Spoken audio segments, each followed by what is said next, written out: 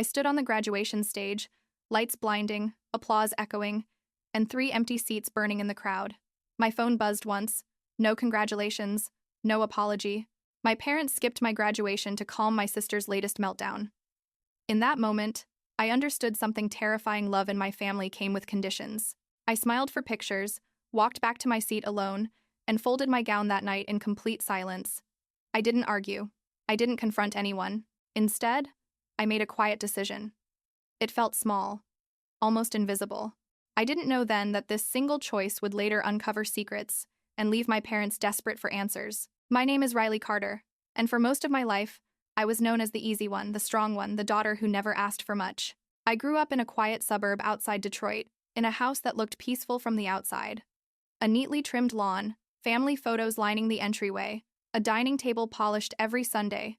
But inside, everything revolved around my older sister, Vanessa, my parents' pride and constant worry. Vanessa was always described as fragile, emotional, someone who needed extra care. My parents repeated it so often that it became law. If she was upset, plans changed. If she wanted something, everyone adjusted. I learned early that peace in our house came from stepping aside. So I did. I learned how to smile and move back. I learned how to become invisible without actually disappearing. When I was younger, birthdays told the story best. Vanessa's were loud and elaborate balloons touching the ceiling, restaurant tables packed with relatives, laughter spilling into the parking lot. Mine were quieter. A store-bought cake, a rushed hug. "We'll do something bigger next year," my mom would say, already glancing at her phone. Next year never came. At dinner, I'd reach for the last piece of chicken and hear my dad clear his throat. "Leave it for your sister," he'd say gently, like it was advice, not an order. "You don't need much, you're strong." I believed him.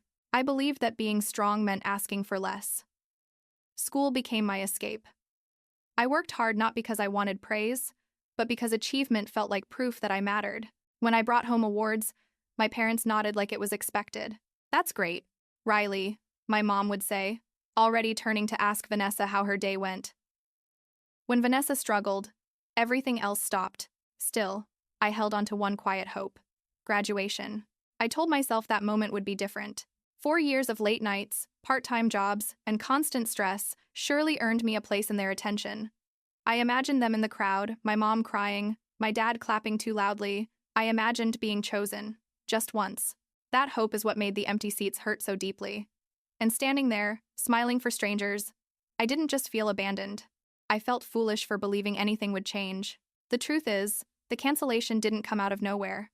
It arrived the way everything else in my life had, with a warning I chose to ignore. The night before graduation, my phone lit up with my mom's name. Her voice was low and rushed, the way it always became when Vanessa was involved. "Honey, your sister isn't doing well," she said. "She's overwhelmed, emotional. We might need to stay back tonight." Stay back, not "we'll try our best," not "we'll be there for you," just a soft suggestion, like my graduation was a flexible appointment that could be rearranged around her mood. I sat on the edge of my bed, staring at my gown, folded neatly for the morning. "It's just one day," I said carefully. "It only happens once." There was a pause, then my mom sighed. "You know how she is, Riley. You're strong. You'll understand." That sentence landed heavier than any argument ever could. "You're strong." It wasn't comfort. It was a verdict. I told myself they'd still come. I told myself they'd figure it out by morning. Vanessa always had storms like this, and somehow the world always kept spinning. Surely, this time would be different. The morning of graduation, the house felt unnaturally quiet. No calls, no updates. I dressed alone, adjusted my cap in the mirror, and tried to ignore the tightness in my chest. When I finally texted to ask where they were, the reply came quickly and without emotion. "We can't make it. Your sister needs us." That was it. No explanation, no pride, no apology. Standing in the stadium hours later, I watched other families lean across rows, waving, shouting names, holding phones high. I felt the heat of the sun on my shoulders and a cold clarity settling into my bones. This wasn't about an emergency. This was about hierarchy, and I knew exactly where I stood in it. As I walked back to my seat after my name was called, something inside me shifted. Not loudly, not dramatically. It was quieter than that. Like a door closing. I thought about every time I'd waited patiently. Every time I'd convinced myself love would show up if I earned it. Every time I accepted being second, as long as it kept the peace. That night, alone in my apartment, I replayed the message over and over. Your sister needs us. And for the first time, I asked myself a question I'd never dared to ask. What if this never changes? I didn't cry. I didn't call anyone. I opened my closet, pulled out an old suitcase, and set it on the floor. Because in that moment, I finally understood something that terrified me. If I stayed, I would keep disappearing. I didn't announce my decision. I didn't write a long message or demand explanations. I woke up early the next morning and let the silence speak for me. The apartment felt smaller than usual, like it was holding its breath alongside mine. I packed slowly a few sweaters. My laptop, a stack of notebooks from school, pages still creased from late nights. I paused at a framed photo from years ago, me and my grandfather on a porch, his arm resting lightly on my shoulder. I slipped it into my bag and zipped the suitcase closed. I drove west with the radio off. The road hummed beneath the tires, steady and indifferent. By the time I reached Grand Rapids, the knot in my chest had loosened into something colder, sharper. My grandfather opened the door before I knocked, as if he'd been waiting. He didn't ask questions right away. He just placed a mug of coffee in front of me and let me breathe. Over the next few days, the silence from my parents was loud. No calls asking where I was. No concern. Then the messages began, not about me, but about money. A bill that hadn't gone through. A payment that was suddenly overdue. The tone shifted from casual to uneasy, from confident to panicked. That's when my grandfather finally spoke. He told me he'd been helping for years, quietly, covering payments, handling bills when my parents fell short. He said it like it was a simple fact, not a confession. He believed he was keeping the family steady. He believed my parents were caring for both daughters equally. Something cracked inside me, not from pain this time, but from clarity. The stability I grew up with hadn't been earned. It had been borrowed. And the way they treated me suddenly made sense. It's easier to ignore the child you believe will survive. My phone buzzed again. Another message asking if I'd seen the account or moved something by mistake. I typed nothing. I turned the phone face down on the table. That night, my grandfather and I sat on the porch as the sky darkened. He told me he was done stepping in, done fixing what he didn't break. They'll have to stand on their own, he said quietly. For the first time, I realized my leaving wasn't just an escape. It was a shift. A weight removed, a support pulled away. And somewhere between the crickets and the cooling air, I understood this wasn't just about distance anymore. It was about consequences finally catching up. The shift didn't happen all at once. It unraveled in stages, the way something unstable always does when the pressure holding it together disappears. At first, the messages from my parents were careful, polite, almost casual. Hey, did you change anything with the payments? Something didn't go through, just checking. I didn't respond. I wasn't playing games. I just knew that answering one question would open the door to 100 more, all circling a truth they weren't ready to face. 2 days later, the tone changed. My mom called 3 times in one afternoon. When I finally listened to the voicemail, her voice sounded tight, stretched thin. She spoke fast the way she always did when she was trying to stay calm for Vanessa. We're just a little confused, she said. Some bills are overdue. Your father thought maybe you noticed something. You're good with details. Good with details. Even now, I was being cast as the helper, the fixer, the quiet one who made things work behind the scenes. That night, my grandfather asked me to sit with him at the kitchen table. He didn't rush. He didn't soften his words either. I told them I'm stepping back, he said. No more covering payments. No more cleaning up their mess.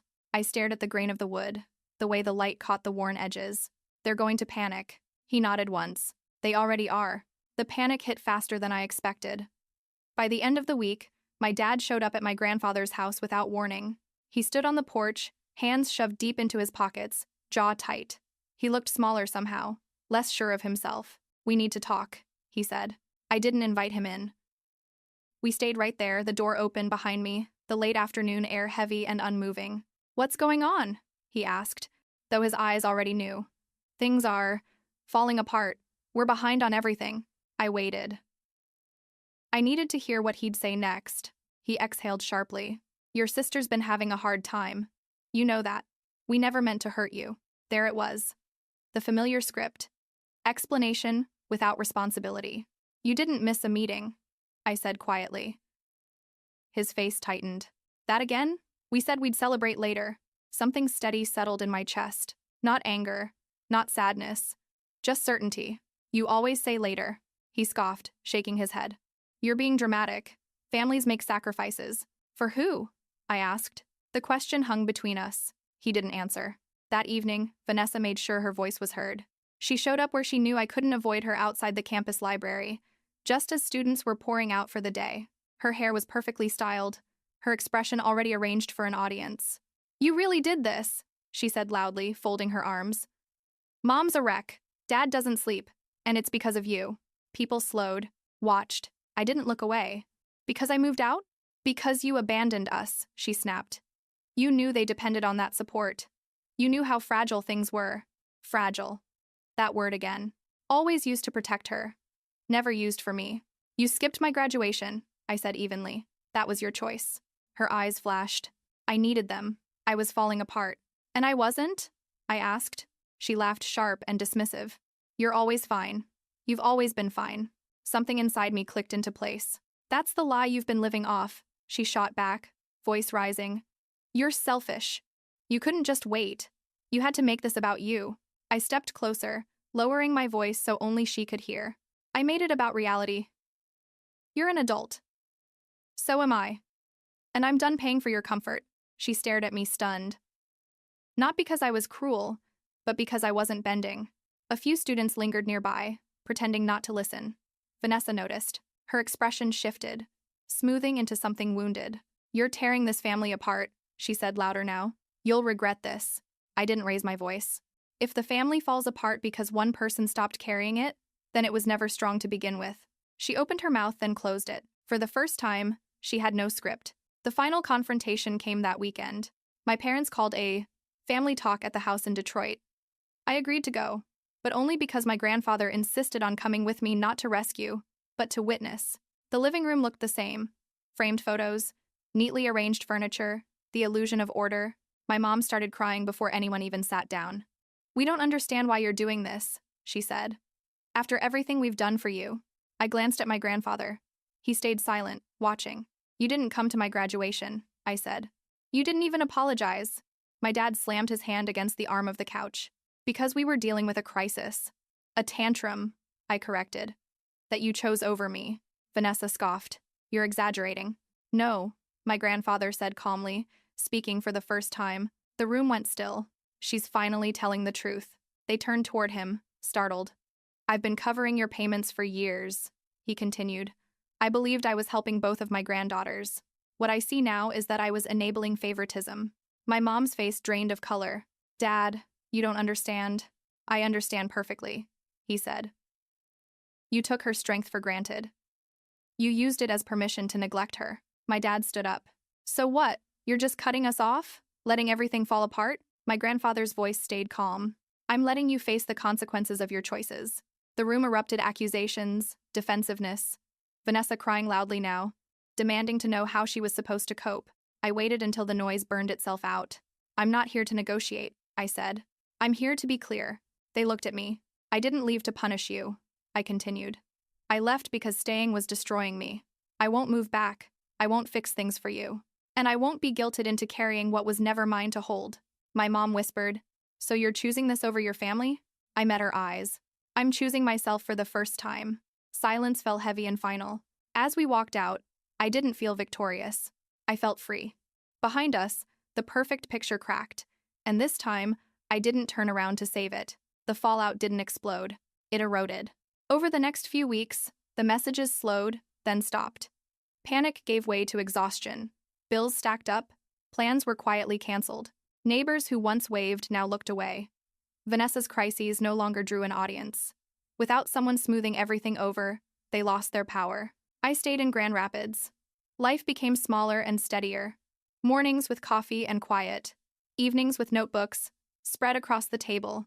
My grandfather reading nearby. I returned to my work in psychology with a focus I'd never had before.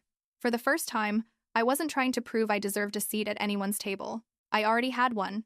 One afternoon, my mom sent a single message. Not an apology. Just a question about whether I'd come by sometime. I didn't respond. Not out of spite. Out of clarity. Silence, I learned, can be a boundary.